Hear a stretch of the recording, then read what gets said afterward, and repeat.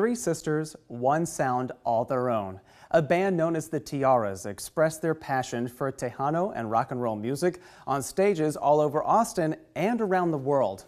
Our Esmeralda Zamora shows us how their sound has evolved and what it means to be young Latinas in the music industry.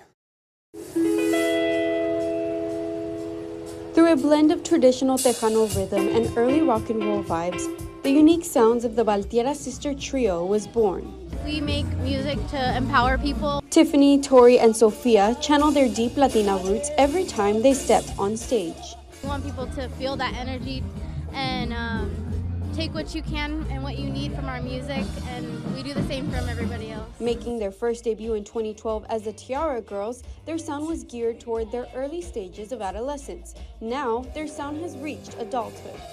Feeling really just confident, but also very wide-eyed and like sponges. And we're still like that now, but we feel like we have a place here. Pushing the girls to go for a newer, more mature band name that matches the era they are in now. The Tiarras. Now there is a responsibility to uplift the younger generations and teach them about what you've learned, and also break through more of those barriers so that they can get a jump start, you know?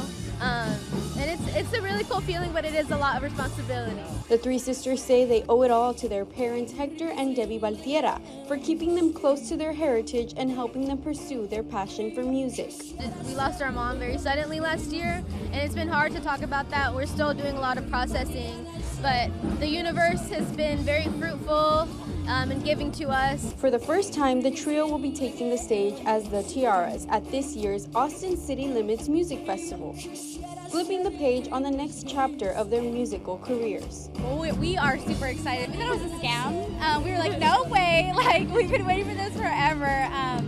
But we are working on an album right now, so we're hoping to feature some songs on our set. It feels really awesome to be, one of the first all Latina girl bands to be playing an ACL. This ACL, you can expect to hear the girls' sound take a rock twist to Latino classic hits like Como La Flor and Camisa Negra, and even get a sneak peek at their newest album. This is an iconic moment, but yeah, we're super excited and we're ready.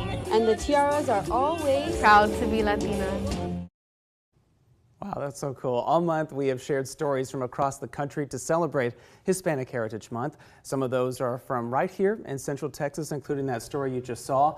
Our Esmeralda Zamora brought us all those stories together in one special that aired over this past weekend. Esme, thanks for being here. We appreciate it. Thank you for having me. Now, you were mentioning that band there. They're actually going to play this weekend at ACL, right? Yes, they're playing this weekend. It's their first time playing at ACL. They're used to smaller stages, so they're excited for this big stage. This is big exposure for them.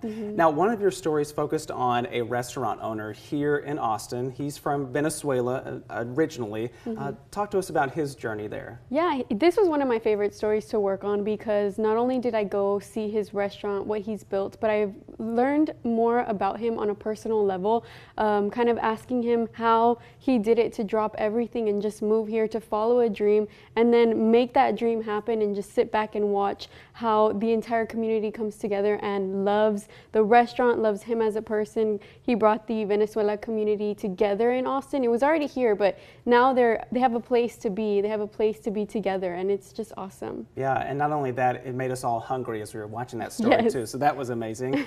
Going back onto the music front though, you highlighted an incredibly well-known group, Grupo Frontera, and how their ties are back to the Rio Grande Valley, which is home for you too. What was that like to be able to shine a spotlight on them, because so many more people know who they are too? Yeah, and I really wanted to focus on how they're just a group of guys from my hometown, from a lot of other people's hometowns, that are super, super true to their roots. And one example is this weekend they played their last two U.S. shows for their tour, and it was in the Rio Grande Valley. And right before their show, they surprised a bride at her wedding a couple hours before, and then went and performed at their show, and it was a sold-out show. So it was just amazing to see all that turn around and see how they are. I mean, non-stop performing, basically. Wow, it just keeps going and going and going. And the star is only ascending too, so remember that name. But three of your stories actually highlighted women, including the sisters that we just heard from there.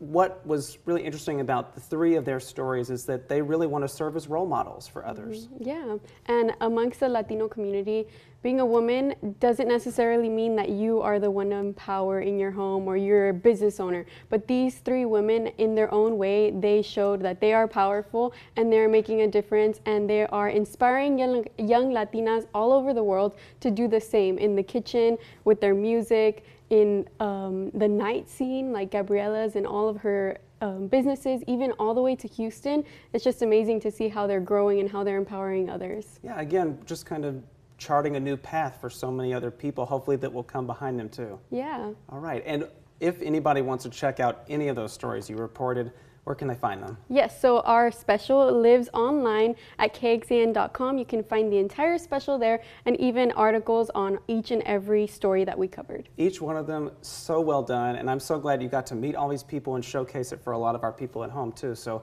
Esmeralda Zamora, thank you again. Thank you for having me. Good to see you.